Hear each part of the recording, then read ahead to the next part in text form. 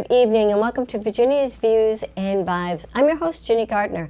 Tonight my guest is local historian. He knows all things about the history of Newton and beyond. He's a historian, he's an expert on folklore, and he is with us this evening, Gerry Marrocco. Thank you so much. Thanks for coming in. I really appreciate it because this is the year that all things are happening and celebrating. One of the things is, very quickly, hometown boy. Yes. Born, raised, stayed. I was born in Newton, the Garden City. I was raised in Newton. I'm still here. I love Newton. And I got into the history because my father, Roger Marrocco, who was a World War II veteran and a member of Post 440, he started to decorate the Revolutionary War veterans' graves at the bicentennial, which was 1975. Yeah. And my brother Pat, my brother Roger, and I helped him. And my father passed away in 1987, and we still do it. Yeah. And we, all of you? The three of us, Wow. yeah. And now I got my great nephew helped me, Oh my gosh. Nathan, and my sister's been there before, Valerie, and my niece Michaela. So it's a family thing. Yeah, and you were saying that because the big 250 was this year, Yes. and you're a tour guide there. Yes. So you were saying that Newton militia went to Lexington. Yes, they So did. let's talk about this, the 250. Let's get Okay. right to that. You've been a tour guide how long now? For about 12 years. Wow. Lexington Green. Lexington Green, and we have a trolley called the Liberty Ride that goes through Oh, Lexington really? and Concord, charter buses. I do a little bit of everything there, and I love it, and I meet people from all over the country and all over the world. And it's all year long, even in the snow a little bit? Yes, or? it slows down, but Yeah. we will do tours. If people come out, we'll still do them. Wow. Yep. So tell me a little bit about this year. Well, what's a normal year like, and how was it different, so much different this year? Yes. A normal year, you'll get at least 10,000 people to watch the battle, maybe up to 12,000, 13,000. This year, they have estimates, but they still have to put it all together. Really? Lex 250, that was the umbrella organization for the reenactments. Yes. They believe the battle itself was 25 to 50,000 people.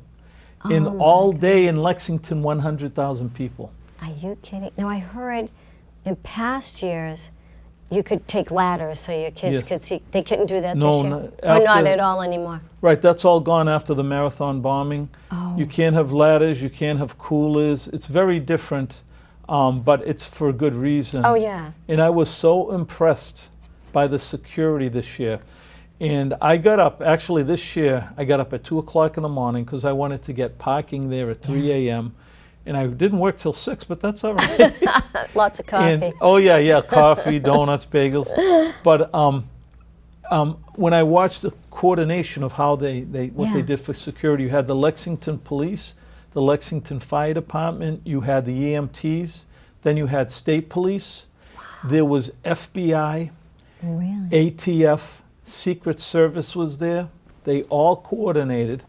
And at one point later that day, around noontime, I saw I think there were 15 black Labrador retrievers on Battle Green. Bomb sniffing. And each of them, yes, bomb sniffing, had a police officer Really? with a leash, and they were letting them rest because at 12 midnight, when it turned April 19th, they started sniffing for bombs. Oh, my gosh. And I saw at least 15, there were probably more of them.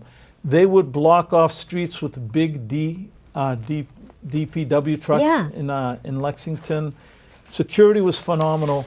The only incidents, there was nothing bad at all. The only unfortunate things, but those people are okay.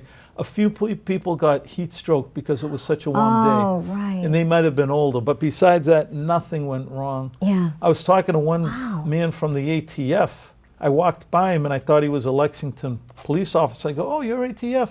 And I started talking to him.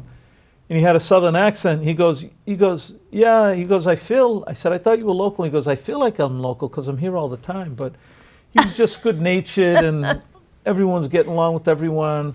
There were a few protesters like they always were, and people didn't even pay attention to them. And they didn't, from me reading their signs, they didn't make a lot of sense, whatever they're trying to say. So I was there to watch the anniversary. That bears repeating because, I mean, people that get heat stroke or things like that, that shows you this how strong and how safe our security is. That's a perfect day. That's a perfect day. It is. You know, heat stroke is, everyone gets it at some point. Drink a lot of water, find the bathroom. But anyway, so that you were there from 3 in the morning. What time did you finish? About 1:30, I started heading home. Did you really? And it was well worth it. The whole staff at the visitor center, they were going crazy. The people selling merchandise, we sold out of everything. Really? I think we did 8 times better than last year, the anniversary. Oh my We sold out gosh. a lot of stuff. It was amazing. So they were doing tours after the reenactment? Well, that day, because it was such a zoo, we didn't give regular tours, but I was in my we call it colonial kit, my colonial clothes. Yep. And I would talk to tourists, and I would show them the diorama we have of the battle, and there's a room with the timeline. This is all in the visitors center. And I would just answer any questions they have. And we also have a room dedicated to all 5 ships named USS Lexington, named after the battle. So I was just having fun with tourists, and it was a really fun day. I bet. I bet. So you got there at 3, and what were you supposed to, well, you weren't working till 6. Right. So were you part of the reenactment, or? No, I watched it, and that's an interesting story. What was different this year? Yeah. I knew I couldn't go right up to the green and watch it because there were too many people, but they had those giant jumbotrons, Really? like you'll see at a concert or something. So did these- they taped it? They taped it, and what they did this year was excellent. What they used to do is they would have one announcer with the microphone, and then they act out the battle. This year, people were mic'd. So Captain Parker and his militiamen, Really? Paul Revere arriving, Major Pitcairn, who's the redcoat major. So you heard dialogue talking. And before they started that, they had an audio tape, and you didn't see any video, but you had an audio tape, and it was a woman from Lexington getting her children out of the house because the regulars, who were the redcoats, are coming down the road. So they showed the woman's part, and we forget that. We know, yay, we won, we're a great republic, but at a cost. At a cost. Families had to run. People never saw their husband again that day, depending, things like that. So did they name the woman, or? No, it was a generic woman, but there were a lot of Women that ran for witnessed safety with their children. Yes. And then, and then they were acted probably as medics, nurses. Yes. Well, nurses on Exactly. when the fighting was over. Right. That's unreal. So you went and you went to work immediately, and they videoed that. Will we be able to see that on YouTube, or? That's a good question. I don't know that yet, but I bet you could. And if anyone wants to find out, they should call the probably Lexington History Museums, which is their historical society, or the Lexington Visitors Center, which is that's where I work with tourists.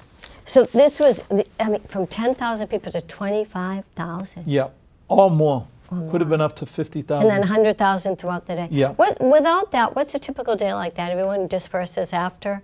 Let's say last year, or what next year will be. Next year will be big because it's the 200th anniversary of the country, but this year I think it was a little bigger. But what we do every year, and we did this year, after the battle, they go down to the burying ground, and there's an unknown redcoat buried there, and there's a monument for Captain Parker, captain of our militia, and they lay wreaths for both men, and all the reenactors shoot off their muskets to salute them. And you'll have all the people watching, the reenactors, the politicians, local. Even they had the British Consulate General to Boston and the French Consulate General to Boston were there. And they salute these men after 250 years, which is wonderful. Wow. We took one of your tours. It was excellent. I remember that. Highly recommend it. Yeah. Highly recommend it. And you walked us through the battle, and then a man in particular, his home was across the street. Jonathan and he made Harrington? it. Yeah, tell that story. Okay. Jonathan Harrington was one of the militiamen on the Green, and he, when the fighting started, We believe he shot his musket because he was shot in the chest. He fell down to the ground, and he looked behind him to where his house was at the end of the green. Yeah. And he saw his wife and his child looking out the window.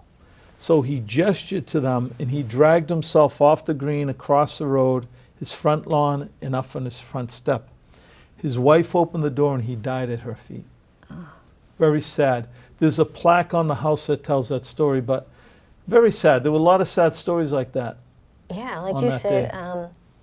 our group from Newton went up, and none were killed, but they were wounded. Yep, there was Noah Wiswall. Yep. Oh, Ve- right. Yeah. Very interesting story. And back in 2013, I had a ceremony for him on his birthday in September because he was the first disabled veteran from Newton. He was 75. Really? Okay, so he's too old to be in a militia or a Minuteman company. You had militia companies, and then you had Minutemen company who were special forces. They trained more. So his son had a Minuteman company. He went with them as a volunteer. Really? Now, he was a veteran of the French and Indian War, and I believe he was an officer in the French and Indian War. So he was seasoned. So when the Lexington men arrived, when the Newton men arrived in Lexington later in the day when there was fighting going back to Boston, he told the other militia men, they saw 3 redcoats in a field, and he pointed and he said, if you shoot for the middle one, you're going to hit someone, because muskets weren't that accurate after 75 yards. So as he's doing that, the redcoats shoot, he got a bullet through his hand. Our militia then shoots, takes down 1 redcoat, the other 2 run. So at the age of 75, very calmly, he wraps up his hand, he goes over and he takes the musket from the dead redcoat as a souvenir, and he took it home with him. 75-year-old man. Oh my! Where is that musket? I No wish one I knows. knew. That would be No one worth a knows. lot of money today. Oh I don't my know God. that one. But. And where is it? Tell where he's buried. Wiswall. Okay, Wiswall, they maybe his son's there, so that's where I had the ceremony. Maybe the South Burying Ground, which is right near New TV, which is on the corner of Winchester Street and Needham Street. And and I had a nice ceremony. I remember. That was, we that was were a lot there. of fun. Yeah, I remember you were there. How old was he when he died? He lived. I wish I remember, but he lived at least to his 80s. He might have lived to his early 90s. Oh my gosh. He may have. Yeah. Oh, he had a long life. He had a long life. Wow. Yep. That's amazing. Quite a guy. So it's in the so if anyone wants to see it, it's on Winchester. Would it be Winchester Street? Is that Winchester still Street, Winchester? Needham Street, where they hit. Yep. South Burying Ground. Yep. And there are tombs, and you'll see his 2 sons, Wiswall, and he may be in there with them. It's across from, I think it's Marquee or something, and maybe there's a Village Bank. Right near there. the It's Village right Bank, across from that, I Tedeschi think. Market and all that. Yes, it's right across from there. As a Right matter of across from fact, we all know Crystal Lake. Yeah. That was called Wiswall's Pond. He lived right next to it. Really? Years later, they wanted to harvest ice and sell it, so they thought, who wants Wiswall's ice? So they said, Crystal Lake. And Crystal started clear. selling. Yeah, Crystal Oh Clear. my started gosh, selling is it. that funny? Yes. So after, I just kind of want to walk through when Paul Revere gets where's my lantern? It was, I like that lantern. yes, one if I land, 2 if I see, but we have one. I could only get one. That's but fine. You get the picture. He gets the call. He then goes to, he got that from the old North Church, Yeah, he had The 2 Freedom Trail. of his friends put it up in the Old North Church. the highest building at that time. Yes. Yeah. And so he sees that and heads to the waterfront. Yeah, he had it put there so that men on the other side of the Charles River Yeah. would know what way the redcoats were coming. 1 is by land, 2 is by sea. So 1 land and 2 by sea really means across the Charles River. Okay. So 2 friends Yeah. put Paul Revere in a boat, and they have to go across the Charles River, and they have to go by this big British Navy ship called HMS Somerset. And they had to sneak by, Wow. and he went to Charlestown, and he met a man named Deacon Larkin, a deacon in the church, and the deacon lent Paul Revere his father's horse. Oh, if anyone's watching from out of state, horse. All right, horse, Boston. Anyway, Horse. so anyway, Horse. you're probably all over the world by now, this show, right? So anyway, Well, you never know. You It's never on know. YouTube. We're on YouTube. Yeah, So someone, his friend, the deacon, lends Paul Revere his horse. Named Brown Beauty, very fast horse, and he gets on and he goes out, and redcoats chase him and everything else, but he makes it to Lexington, and he warns John Hancock and Samuel Adams, two our leaders, to get out of town because the word is they're going to get arrested. What's Arlington in this? Was it? It was called monotony. Okay. That was fighting later in the day, going back to Boston. Going back. Okay. And it was the worst fighting of the day. And we're ambushing the redcoats from homes, and they're really getting it bad. And they start getting vicious. Yeah. Now, first of all, I'd like to say both sides showed humanity. Both sides, there were atrocities because that's war. Right. There were a lot of good redcoats who were just in the King's Army. But what happened in monotony, there's an incident, two men are in a tavern and people warned them, they said, get out of the tavern. Yeah. The regulars, the redcoats are coming, and they didn't leave. I don't know why. I heard one of them, his wife might have just had a baby. I don't know if that's true. But anyway, the redcoats come in there, and this is when they're getting ambushed and they're getting angry. And those two civilians who were colonists did not have arms, and they shot them in cold blood and killed them. Oh my God. And this happened on Massachusetts Ave. That was the Bay Road then, and there's a Okay. marker there where that happened today. Okay. So that was on the way back. So from Yep. from Lexington and Concord, Yep. they go to the Old North Bridge. Yeah, the first battle's 5 a.m. Lexington. Yep. The second one is about 9:30 at the North Bridge. Now we're ready because we had the alarm. Yeah. Because we all know Paul Revere. People may have heard of William Dawes or Dr. Samuel Prescott. Yeah. But that night there were 40 to 60 riders. And it was a whole alarm system set up that Paul Revere set up. Yeah. So at the bridge, there's only 96 redcoats guarding the bridge. And up on a hill next to it, we have 400 or 500 militia and Wow. Minutemen from Concord and 9 other towns. And they heard they were shooting in Lexington, but they don't know the whole story. It could have been blanks. Yeah. Could have been real musket balls. Meanwhile, half a mile away, there's other redcoats burning carriages in Concord because these carriages could transport cannons. And from that, there's an accidental fire in the townhouse. So the redcoats help the people in the village put out the fire, but when the smoke rises, we think they're burning the village. We go down and save the village. Redcoats fire first, we return fire, and we beat them there. And At we the lost- bridge or at Concord? At Concord at the bridge. Okay. The first battle in Lexington, we have 8 men killed, 10 wounded. We're outnumbered. We wounded 1 to 3 redcoats. At the bridge where we're prepared, we have 2 men killed, 4 wounded. The redcoats lose 3 men dead, 9 wounded, and retreat. And so that's the first victory of the day, but the second battle. And then later in the day at 12, as the redcoats are heading back to Boston, and this mission's been a failure because we moved just about everything, fighting starts again at a place called Miriam's Corner in Concord, and that's going to go for 16 miles running battle all the way back to Boston at 7 o'clock at night, and it'll still be light then. And that's when they get in trouble, and we're doing the guerrilla warfare and all that. Yeah. And by the end of the day, we had 4,000 men from 27 different towns, including Newton, Massachusetts. Yep. And the redcoats, the men that fought that day, including a relief column that came later of 1,000 men. Redcoats have 1,850 men. We have 4,000 men. Our casualties are 96 killed, wounded, and missing. Casualties for the redcoats, 273, almost 3 times as many. They're number 1, shocked we would attack them. Number 2, they're scared because they see we can fight. And then the siege of Boston and Washington comes, and 11 months later we get them out of Boston's with the cannons we get from Fort Ticonderoga, New York. Let me just ask you a question here. Yes. Couple of things. First of all, why you call them regulars? Why is that just because that's what we call them? Or Yeah, because when I learned it in school, probably Yep. you too, the Yeah. British are coming, that wouldn't have made sense if Paul Revere said that, because we're all British. We don't yet know we're going to become the United States of Okay. America. So regulars meant the regular army, because we didn't have a regular army here. We had the militia, and then we had the Minutemen out of the militia. So it was like National Guard part-time. And then also redcoats, which is obvious. Now, let me ask you this. Yes. Midnight Riot of Paul Revere. Yes. We learned that in elementary school. Listen, my children, for you can hear the Midnight Ride of Paul Revere. That's the only thing I remember. Yeah, but that is by, if you should look it up, because I did. Henry Wadsworth Longfellow. Yes, yes. And he was he from? I think he lived in Cambridge. I don't know if he grew up in Cambridge, but he lived in Cambridge much of his life. Yeah. And that is a beautiful poem. It is. But that is very inaccurate. Really? Yeah.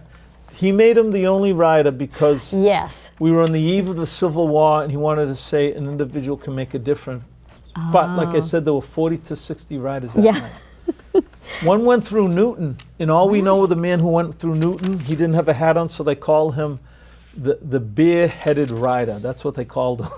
He didn't have a hat on. The other thing was it in Concord where there was it's a tavern now, and it was a hospital. Yes. And now it's a tavern, a restaurant. Yes. And it was the people that were not going to survive were on the first floor or the third floor. Something like that. I think third floor, or I think second floor was hospital, first floor was morgue.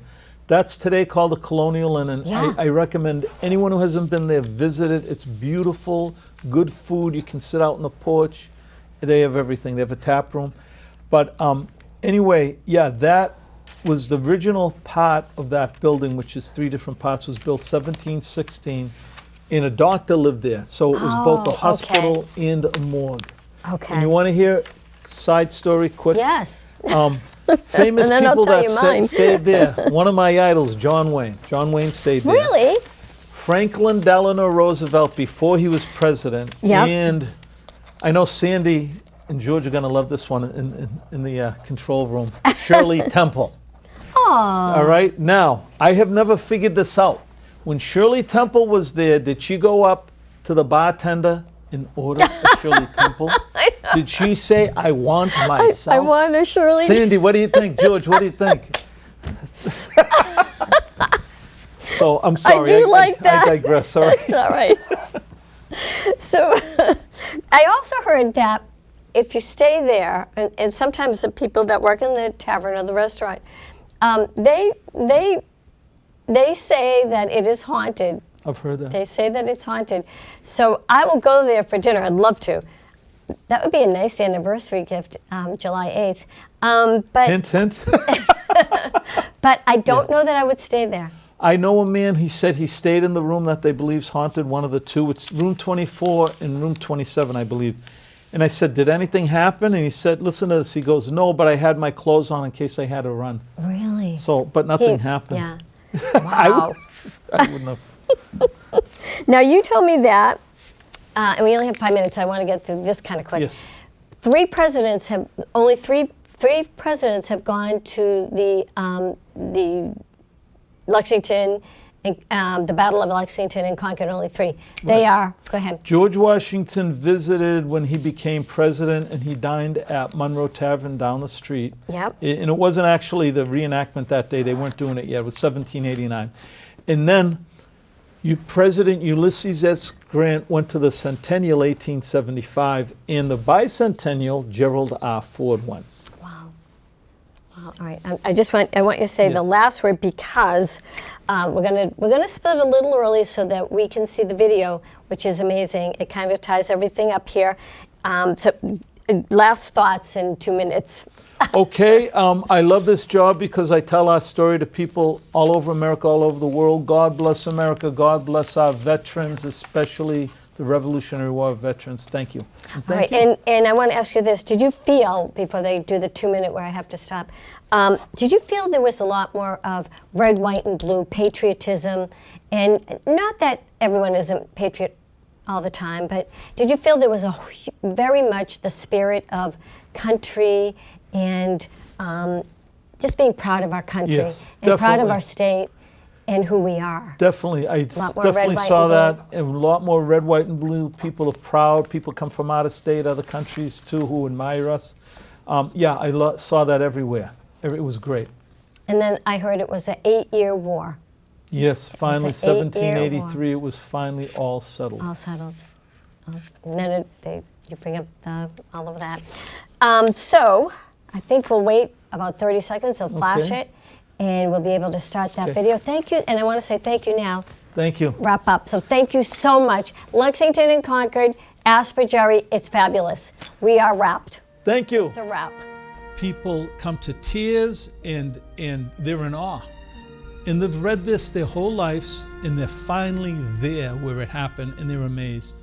I'm Gerry Marrocco. I'm a tour guide here in Lexington, Massachusetts, where we had the first battle of the American Revolution.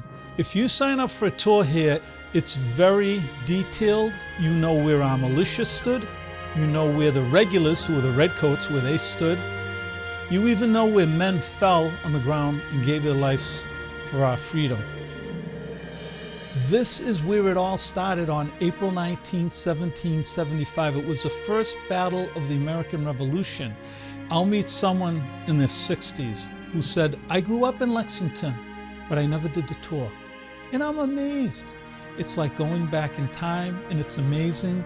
And I even get chills up my spine, because this is what it's all about, and this is what we forget. And when I describe the battle on the green, I give it as much detail as possible, and it's interesting, and it's a lot of fun too.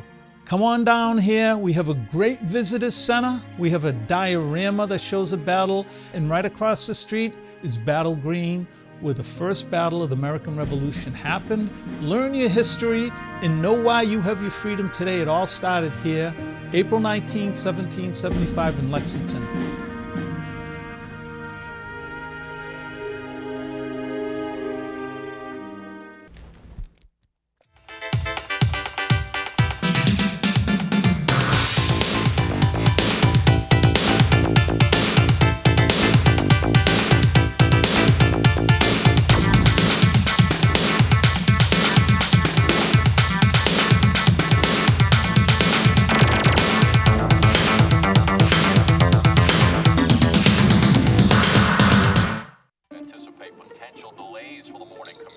In other news, a recent government report on prescription drug pricing points to corporate Freedom of the press is about your right to know. What are you talking about, man? Look at his stats. It's about your right to be informed. Your right to access all types of information keeps us free as a nation. No. Today, there are real threats to press freedom. Residential areas by... And your right to know about the world around us. Look. Some threats are obvious, some are easy to miss, but they all put our way of life at risk. We must defend against all of these threats, no matter what kind of news is important to you. Justified putting American troops in harm's way? That's a great question. We must protect our right to know before it's too late. Understand the threats. ProtectPressFreedom.org.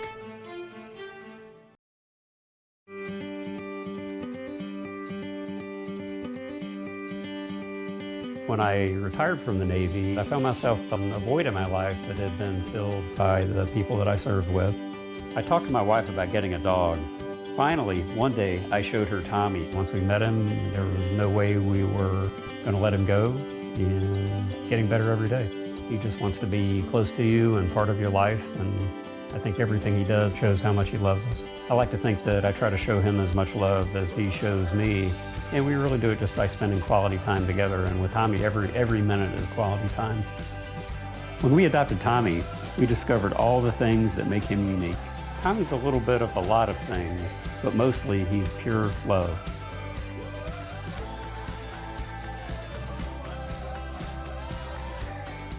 We are strong and we'll get through this together, but these are stressful times. Reach out to someone, connect with your friends, and know that you are not alone. Visit wearebroadcasters.com/hope, furnished by the National Association of Broadcasters and this station. After 15 years of smoking, Eva Marie quit. There's a new lung cancer screening that could save her life. You stopped smoking. Now start screening. Learn more at savedbythescan.org.